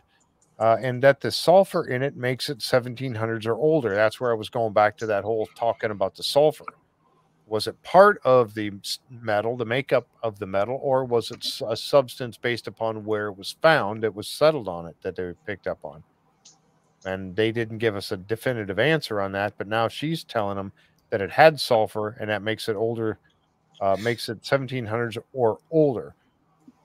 Tom tells the group that he is going to take a closer look at Fred's notebook that he wrote, Fred's book that he wrote about his exploration work on the island and see if he can find anything that might be helpful in it. So hopefully we'll get to hear more about Fred's book that he wrote, all of his notes and everything down. Gosh, that should have been out years ago. But yeah, Tom is really taking a vested interest in all this. Really, I mean, wouldn't it be something if the property that he owns is instrumental in finding something, about a tunnel coming in over there, or you talk about the things that are over there, like the big platform, the wood, or the stone platform, and the eye of the swamp with the clay and the circle, and now maybe a dam over there. That property could answer some questions at some point. We don't know yet. And the cross, again, it's that, what the heck is that cross doing there? I go back to what I said before. Nobody's going to go to all the trouble to move those giant stones around to build a cross for the simple sake of saying, look what we just did. All right, what's next? What are we going to do now? Yeah. They're not going to go through all that effort unless it meant something. It was designed to tell somebody in the future. That's my opinion, but I stand by it. Yeah. So here's Emma just telling the whole team about it, and Tom was very in on that discussion. And then at last we get to the war room, and this is where everybody is waiting to hear, gathering to hear the results of Dr. Lukeman and Dr. Ian Spooner's results and Dr. Michael to hear the results of the water testing that they did. They took all those samples around that they showed us during the show. And so they are on, and this is where I caught Marty sleeping again. And he's talking about this is the war room meeting that he's been waiting for.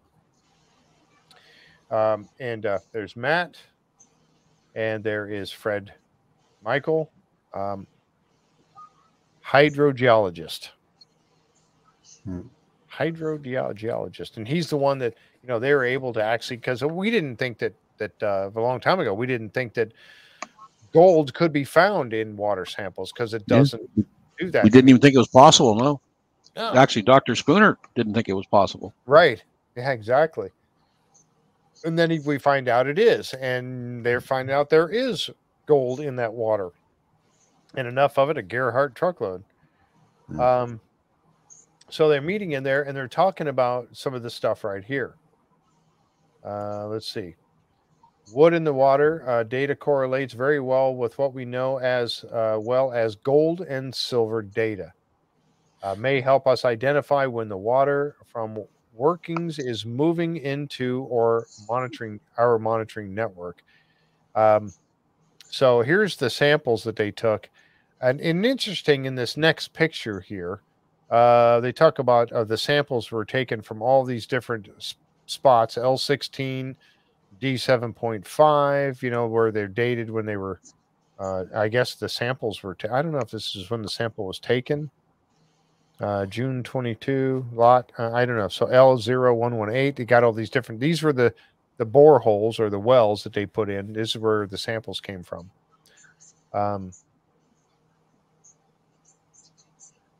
What did he say? Unless Fred moved a couple to make it into a cross. Yeah. Very out of character for him. Apparently he discovered that the world had, Gonna have to have some pretty heavy duty equipment if he's gonna do that. Yeah, those are huge. I don't think the equipment that Fred had could move those things, quite honestly. You remember when they went to Cone D or Cone E, the one that's at the bottom of the cross? It's huge. It is. A couple of seasons ago, Gary and Marty were over there, and they had dug around the bottom of it. Gary was in that pit with the stone, and that pit was way over his head. Yeah, That was I think boulder. if Fred had done it during his lifetime, and if he had to move anything of any size, he would have had to have made a road. He'd have had to cut a road, and the road would still be visible in as much as the trees on both sides of it would be different than the trees that were removed. Great observation. Thank you. Yes, exactly right. So I don't think if he did move them, he rolled them over to dig underneath them. He did not move. I don't think he moved them into a different place. No. That would take a monumental effort. You would almost need a crane to pick those things up and move them. Yeah, you'd be building skids and roads. Yeah, exactly. That'd be a monumental undertaking. Because, like I said, if you've seen the size of Cone D, I know I have a picture, but it'd take me forever to find it right now. Maybe I'll have it for next week, but it's not going to be moved that easily. Somebody would have seen him do it. Yeah, somebody would have seen him. Exactly. Yeah, and Dan Blankenship would have seen him. He did move the center one to dig under it. Yes, he did, but he didn't like pick it up and move it across from wherever it might have been and put it in that spot. He just basically moved it out of the way. It's easier to roll it out of the way than it is to pick it up and transport it across the island somewhere. And that's even saying that he could find those big boulders on that island. Yeah, and Kat makes a great point too. And no causeway to bring the crane over. So yeah. So and this one I thought was pretty cool because Fred Michael's talking about this line right here. This line, everything to the south of this line, these wells right here, these three right here, there was no gold sample found in them. But all these ones up here that they tested did have gold, and these right here were the highest concentration of that gold. I gotta throw out there again, not to put a stick in the wheel, but I think Ray said it's a natural gold. It's the natural gold and silver that is in the granite and limestone deep under the Oak Island at 150 plus. That has been one of my personal theories of an ancient mine operation, is what had occurred there. But is it natural gold and silver, or is it deposited gold and silver? We'll soon find out. I thought gold was found in quartz, though, and I don't think they found any quartz. Is that true? I'm not a geologist, so I don't know the fact on that. I know that. Oh, sorry. Go ahead, Tom.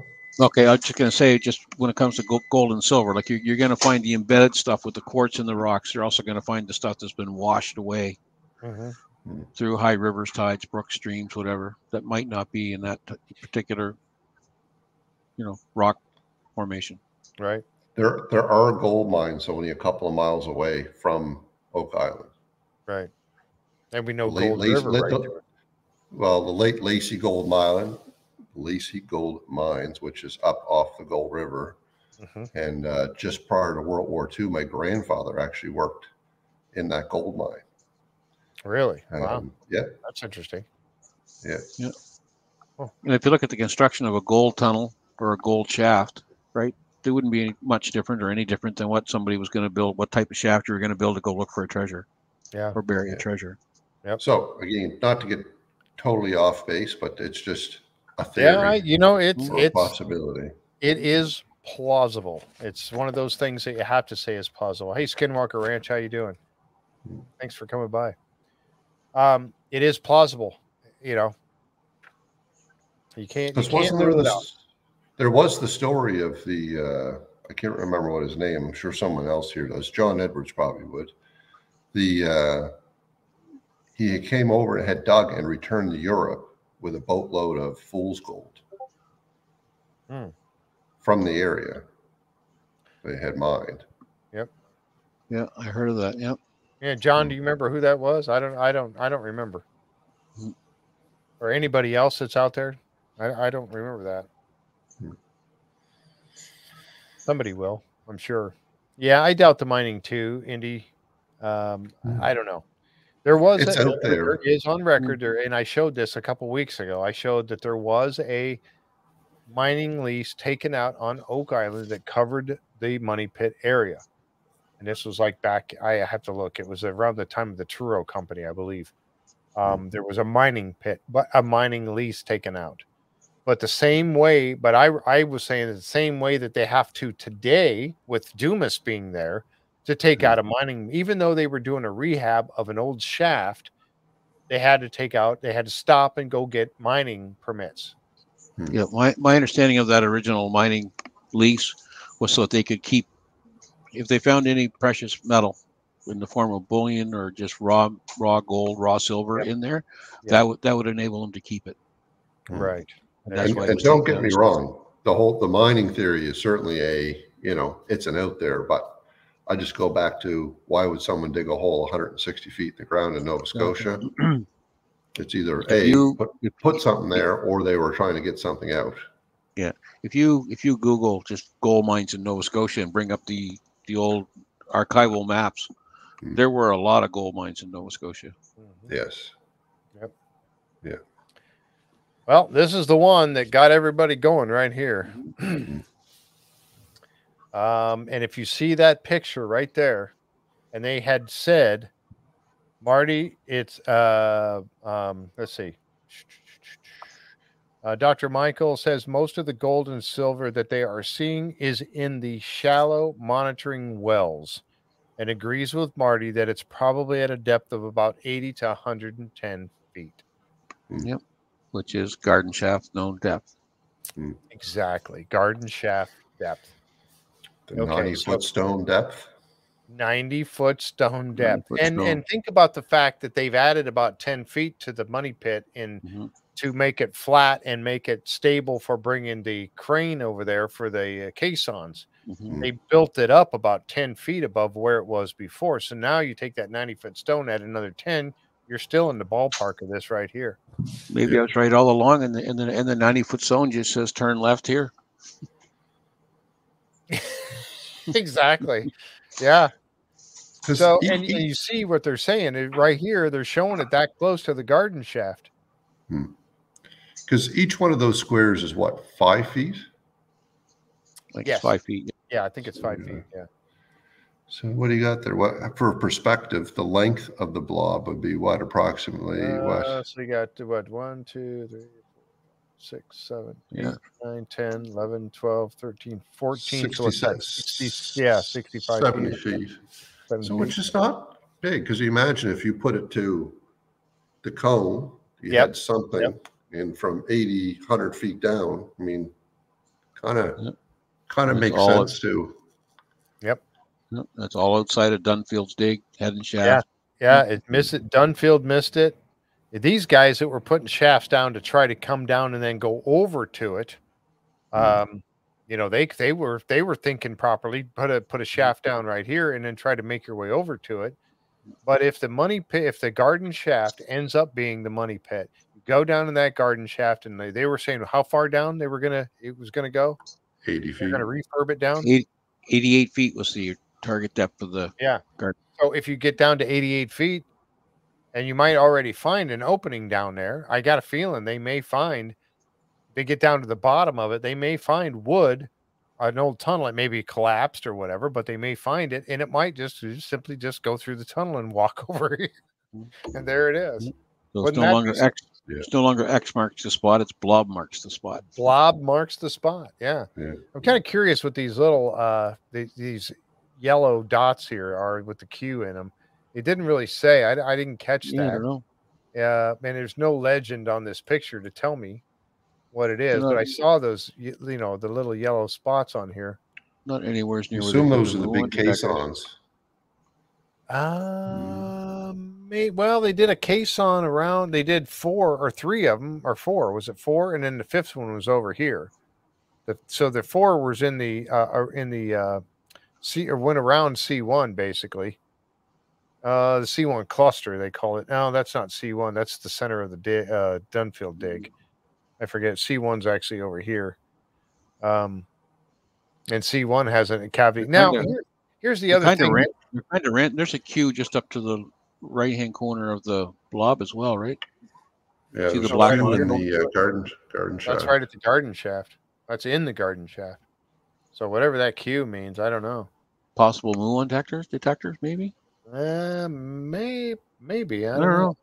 They just seem kind of random. Yeah.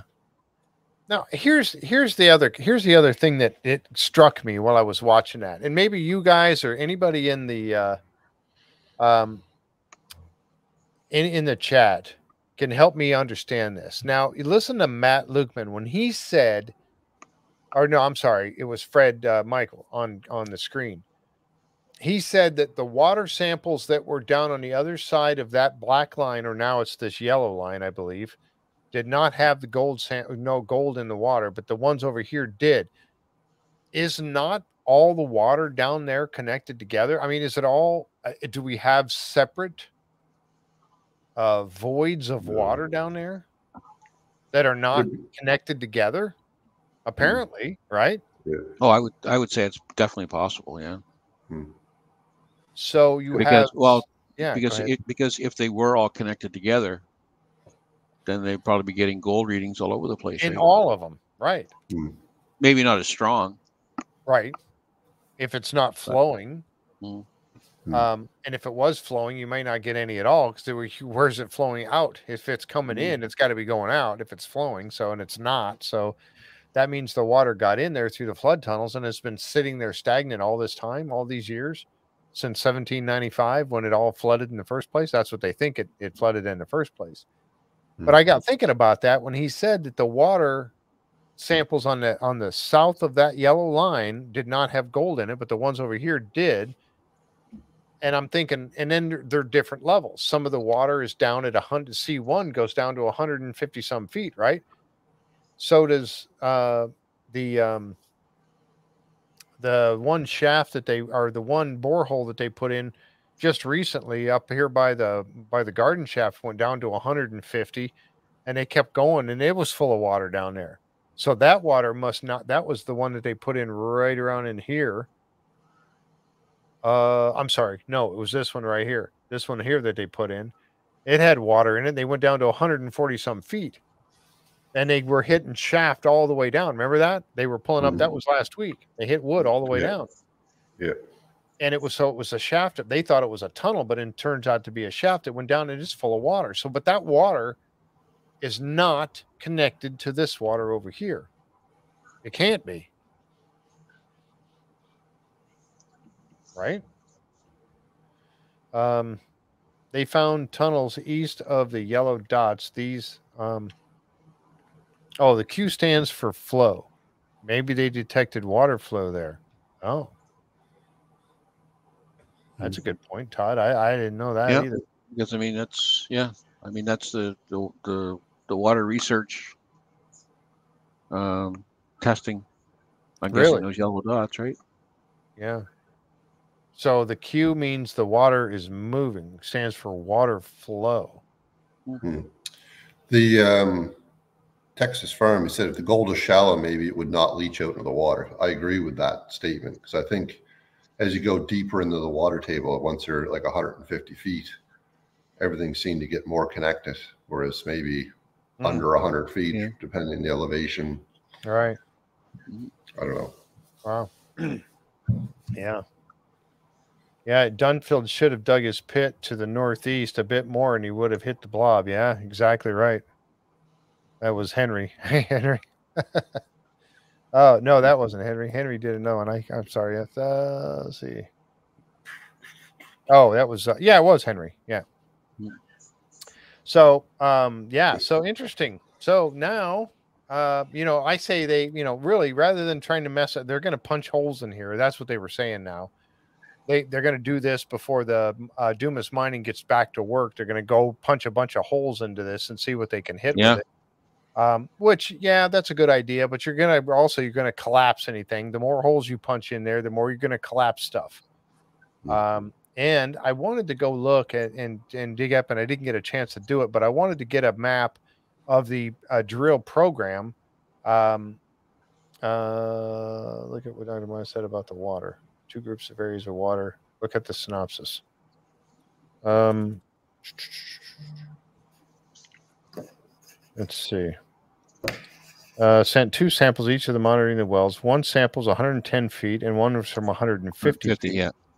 Dr. Michael explains that there are two groups of water, and the groups on the east do not show gold or silver, but the samples from the north of the garden shaft do contain gold and silver. Yeah. Hence the blob. Yeah.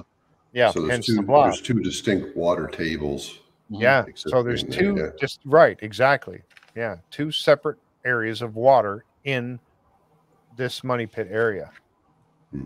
So stay away from the ones east of that line and just concentrate on this. And they're going to punch holes in there. And like I said, it's going to cause collapses and stuff. But, you know, I say when they can, get down in that, get Dumas Mining over there when they can and get back down there. And they may just simply be able to tie right into if that's the money pit, if that's where it is, then there has to be an easy way to tie in, or maybe not easy, but a tunneling way to tie in from their shaft over to this area here and go explore it. They're going to have to be careful because that's water.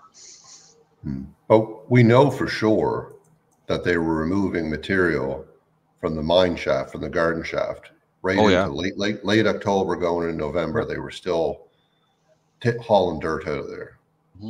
There's your answer right there, Colin. English explorer Martin Frobisher. Yeah. There you go. Yeah. So gold mining, them coming over and going for gold and other materials, it was going on back in the 1600s. Was not. So it's not out of reach. That I call it an ancient. You want to call it medieval? You would call it. They had their own. Yes, they had their own mining operations, right? I mean, the British brought over Cornish miners in the 1700s to Nova Scotia. A secret mission, dropped them off, and came back and got them 2 years later. Nobody ever knew what they were here for. Yeah. All kinds of crazy stuff was going on back in the day. Yep. I was just reading some of the chat here. Some great stuff. I really appreciate all the input from you guys, man. It's really cool. Everybody has such great ideas and good input. That's wonderful. That's exactly why we do this. Just to be able to sit here and discuss all this stuff with you. So next week's show, that's what we got this week. They're going to punch more holes in that blob. They're going to tear it up and see what they find, and they punch it in there. And again, I'm going to go look at some point and see if I can find that drill map to see how many holes they've already punched in that blob area, because I think they have. But that's right up there, just like right off the edge of the money pit, or the garden shaft anyway. Oh, here's that one. I didn't show this one. This is the one where he did show the blob, and here they are showing it touching the Dunfield dig area right there, but I don't know. But anyway, that's where it is, right? Right. The Dunfield dig was on an angle too, right? So the outside edges would not be correct. Probably didn't touch down that deep. It was a cone. Yeah, it was a cone basically coming down like that. But there it is. Oh, this show. So you got the drill holes right here. They didn't hit gold in with any. They didn't come up with a gold on the drill bit or anything or any samples. But they said that's where it is. So we'll see if that pans out to be true. Yeah. Well, in the preview for next week, they seem pretty excited about some stuff that came up in the drill. Yeah. So that would put this area right about here, going over toward the little work shed right here. That would put it right about in this area right here. Mm-hmm. So, and they punched that. I kept wondering what they got these little holes right here punched for. We still haven't seen, and we don't know when those holes were punched. Somewhere during the time that Dumas has been shut down, but these holes still fascinate me. I still want to know what these are. They're bore holes, obviously, that they left there like that. For what reason? Don't know. All right. I still want to know what this is. They keep showing it, and I caught this today as I was reviewing for the show tonight. They showed this piece again in the preview of, it's talking about all of season 10. It's not specific to next week's show or anything like that, but they keep showing this little piece right here. I want to know what this darn thing is. Let me ask you this. It's a kind of a blurry shot, right? Is it blurry because of the magnification or blurry because it's in water? Oh. Tom, how dare you? I know you threw a monkey wrench into my whole plan there. I don't know. It is always blurry, isn't it? That's true. And it goes by so fast. I mean, it took me a couple tries to grab this screenshot because it goes by so quickly. And if you notice where they're showing this picture, this is on a TV screen. This is you look at the wall back there behind it, and the cord coming out right here. So they're showing this picture from a TV screen. So it may not even be on Oak Island. Could be an underwater doing the old scanner, and look, we just seen on the camera down in the hole. Wow, that'd be pretty crazy. That would be very crazy. This might be yet what they find when they drill one of those boreholes into the blob. They might find this little bad boy right here. I don't know. Hard to say. Tom, stay tuned. We'll find out. Like this. Maybe. Yeah, maybe we might. Somebody said, "Dang you, Tom! I don't know what you did. You did something." Threw another theory out there. Oh yeah, talking about that being underwater. That's what. If it's in water, it's to preserve it. That's what Jan said. It could be. Yeah, blue jewels. One is in case. Yeah, it's got two of them. It shows the other one just long enough to catch the other one down here. But yeah, it took me a couple tries to get that one. Yeah, it's they're baiting the hook, aren't they? Barbara? Yes, they are. Make no mistake about it. Yeah, they keep showing this thing. I've seen it over and over and over again. But yeah, in 1585, Frobisher was, what did it say? Sailed as vice admiral for Sir Francis Drake expedition to the West Indies, and 3 years later he played a prominent part in the campaign against the Spanish Armada. There you go, boy. We're gonna get a history lesson on that now. We're gonna have to talk about it. So maybe glass. Yes, it could be blue glass, just like the red glass that was used in the garnet that they found. Yeah, the gold knob from a couple of years ago. Yeah, we don't know what it is, but I'm still waiting to see this pop up on the show. Yep. And if we get to the end of, it could be blue topaz. If we get to the end of the season and they never show this thing, I'm going to write a letter to Mr. Lessard, like he's going to listen to me and go, "Daggone it." Yeah, I did say daggone it. This is from next week. Yep. This is from next week, folks. And look what they're digging, a big hole. And look where they're digging it. And that's the long reach excavator. What in the world are they digging a big hole right there for? That's on the road coming up from down when you come around from the bottom of the swamp and you come around up into the money pit. That's the road coming up right there. Yeah. They're digging this big hole right there. What do you think that's for? Joe, yes, I'm going to call Joe. Thank you, John. I'm going to call Joe and go, "Look here. You teased us all season with this blue stone thing." Yeah, like he's going to listen. Anyway, that's pretty cool. What's that all about? Yep. What are they digging a big hole right there for? Yeah, because they never mentioned anything at all about doing it. Right. And then something that Miriam finds, and she hands it over to Rick saying, "This is what you've been waiting for." What does that look like? I thought it was clay pipe. I thought it was a clay pipe stem. Yeah. The hole's not very big, but I don't know. I have no idea how big the inside of the clay pipe should be either. So the smaller the hole, the more the strength of this pipe stem would be. And you were talking with Tony Sampson about the whole pipe stem thing. Explain that again real quick. Well, not so much on ground, but the story goes, if you find a clay pipe in the water and the stem is broken off, somebody would have finished with their pipe, which I didn't know they were single use, and they basically toss them over the side for luck. Okay. If you find one that's intact, it means that it was dropped there accidentally. Someone didn't know the rule, or it's a possible wreck location. Wreck location, right? Yeah. If it's an intact pipe, then it could be very well be a shipwreck, and that's why it's laying there, because it wasn't broken and thrown over when it was done. And various pipes based on design and construction could be traced back to individual makers. Yep. So this is the thing that Miriam tells Rick, "This is what you've been looking for." I don't know I never heard him looking for a pipe stem, but apparently he was. So there you go. And somebody said here, Linda Simmons says you can date a pipe stem by the size of the hole. There I you go. didn't know that. The size of the Kathy said it too. The size of the hole determines the pipe's age. Wow. Oh, somebody else said something about that too. Where is the big hole exactly? Oh, that would be it's Betsy. It's that big hole's in the money pit. This hole right here is up on the edge of the money pit. I'm gonna let me see if I can. Okay, so look at here. That sign right there. Oh, yep. Is that's on the that would be on the south side of the money pit where the road comes up. There's two when you come around the road from the bottom of the swamp. There's two roads that come up into the money pit. And I think this is the furthest east one. I think.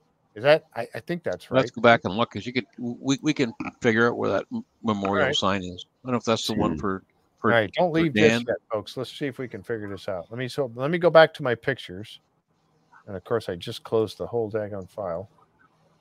Maybe while you're looking that up, Jeff, I'm just gonna mention I watched a podcast last night and it was about one of the southernmost tips in Nova Scotia and the effects of waves and water on the shoreline and some structures that can be seen down there. And it was given by none other than Terry DeVoe. Wow. It's a very, very, very interesting thing. It's the Nova Scotia Archaeological Society was the ones who put it on. Terry's, of course, a member of that. Yep. And it's going to be put out on YouTube in a few days, and I'll post a link to it. But people are going to be very interested to see who also he brought on board to figure out who and they were log type structures on the shoreline, rock structures on the shoreline. Some artifacts were found. And where did they send them for dating? But the lab at Oak Island. That's very cool. Yeah. Emma and Laird did the testing on them, and they provided the test results. They weren't on the podcast last night, but they used the new equipment to provide them with some results. That's interesting. And I won't say any more than that till we post a link and people can look and see for themselves. But it's really some really interesting stuff, and definitely in the time range or earlier. That's great news. I mean, I got to watch it. I wasn't able to watch it last night, but I definitely want to see it. Yeah. Terry's going to let me know when the YouTube version goes up, and then I'll post a link for the group to see. And you can draw your own conclusions, but it's pretty interesting stuff. They certainly have some high-tech equipment on Oak Island now. It's pretty incredible. Okay. All right, here we go. All right. Well, even Terry was saying last night that, say, east of Montreal, you're not going to find anything even close. Yeah. Okay. There's that sign right there. So I was right. It's coming up. You're coming up. This is that easternmost or southeasternmost road that comes up into the money pit right down here. It's right here where those rocks are, right here. And that heads towards the Smith's Cove. Yeah, and if you keep going this way, you go over the hill to Smith's Cove, right up this way. So, and there's that the memorial that they put up to 10X, or am I totally off base? Well, yeah, 10X would be over here to our right or left. Yeah, that they used some of the beams or something out of 10X to construct that with. Yeah, the pipes. Yeah. Yeah. It's the pipes from 10X. Yes, you're exactly right. Hang on a second. I'm going to see because I got an overhead shot here I can show too. What if they tested the water in 10X? They must have. That's a good question. Must have. That doesn't show it. Had a better picture here of the entire money pit. Here we go. Okay. Here we go. Check this one out. Okay. All right. Right there is that sign. So that big hole that they dug is right here. So it's right on this road. This is the southernmost or southeasternmost road that goes up into the money pit. They have the two, this one here and this one.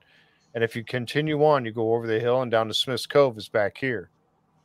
So Could be right here, trying they to dug this. They're digging this big hole. shut off a flood tunnel from Smith's Cove. That's what I'm thinking. Hmm. Or are they intersecting a tunnel there that they found that could be a flood tunnel? Yeah, because that in that picture you'll see on the right side, there's I don't know what that is on the right, that white thing. So there's the This right here. depression, because on the there, and then going in there's that big depression. Oh, the cave-in pits back here. Yeah. That's right, and that follows through, and that's the line of where the supposed flood tunnel comes into. So maybe, Yep. Again, they've located it, and they're digging a hole to snap that off as they finish off the garden shaft to go into the actual money pit. Yeah. Hmm. Yep. And they would need to. They need to turn the water off. I mean, if they're going to pump it out, it would make the mining operation easier. What do you got, Tom? I was going to say, you wonder what would send them there to dig at this particular time. Exactly. Maybe they do have some muon results. Right. Yeah. Yeah. So I think they got a good idea where the flood tunnels are. I mean, they researched the bejesus out of that years ago. I think they have a good idea where they are. It's just, I think now they finally figured out where exactly they need to dig and which tunnel they need to shut off. Yep. Would be my guess anyway. All right, there's that picture again. So this is that road coming up here, that road, the road and there's going over the hill, yeah. And they're right there. I mean, that's on the far southeastern edge of the money pit. And they must be planning to go fairly deep because they're just not using a regular excavator. Exactly. They got the long reach. That baby can go down 50 feet. So they must be going down a long way. So what are they doing over there? Yeah, that's going to be on next week's show. We're going to find out, I guess. And that's Rick and Scott and Craig standing there looking down in the hole. So, yeah, I'm curious to see what this is all about. So next week's going to be another interesting show, I believe. We got this going on. We got of course, the pipe stem. And then we'll never probably see that goldish item with the blue stones in it. It's probably just a ploy. I don't know. But another great episode, I thought. What do you guys think? We learn more every week. It's been a great season so far. It really has. Yep. Yeah, there are a bunch of these kind of signs on the island now. That's very true. And Corian, our friend Corian Moll, is going to be on the show next week. That's pretty cool. And he's pointing out, and I tried to get a snapshot of it, but I missed it. He's looking at another stone that has carvings on it, and that's on the island somewhere, right? I mean, yes. What the ones that Corian was looking at? Yeah. I almost think that they found those down on the shoreline where they think that possible well is, but that's just strictly a guess from me. Yeah. So, all right. You're going to find out soon. All right, folks. That's it. I tell you what, another good one, but I really appreciate you all being here with us tonight, man. This was fun. I mean, we went a full 2 hours on this one. I've been cutting them off at about an hour and a half, but there was just too much to talk about on tonight's show. And you guys with your great input, I really appreciate it so much. I really try to get to all your comments that you make, and I know I missed quite a few of them, and I apologize for that, but Linda's been helping, and thank goodness she has to get those comments up there for us to see. I don't know if it was the HO stone. I don't know. He was looking at something else, but I'm not sure. We'll find out next week with Corian. And then we got to get Corian back on the show too to talk about it. But all right, so no show tomorrow night. I'm taking my Thursday off this week, but I do have let's see. I do have something coming up on Saturday. I am going to be meeting with the guy. Oh, we got our Beyond Oak Island show on Friday. That's going to be talking about the Beyond Oak Island episode that was on last night. That's on Friday, and we're trying to get Barry to come and join us again because that was the continuation of the Witta story. So we're going to be talking about that with Jeff Babineau will be with me on Friday night. And then on Saturday, I'm going to be joining the guys or insiders, Skinwalker Ranch insiders. And that's Jim and Roger Stokes. And I'm going to be on their show. I'm going to be a guest on their show. We'll try to get some information of how you can see that. That's the Soul of the Unexplained. That's their podcast that they have. And I'll be on that. But we'll try to get something out for you guys to know if you want to come and watch it. So I'm going to be a guest on somebody else's show for a change. That'll be fun. And then next week, of course, we're diving back into more Oak Island and all kinds of good stuff. And a Skinwalker Ranch Insiders Insights is going to be on February 2nd. Shannon DeSalvo is going to be with me, and we're going to be having a couple of different insiders coming on and talking with us there. So don't forget to subscribe, and please give us a thumbs up. We get a lot of people watching. We had a lot of people here tonight. Please, if you can, give us a thumbs up. It really helps out with the YouTube algorithms and gets us out. It gets seen by more people. But thanks for being here tonight. Tom Burns, Colin Jamieson, thank you guys for co-hosting. You're awesome as always. And we'll catch you next time right here on the Curse of Oak Island and Beyond live stream. See ya.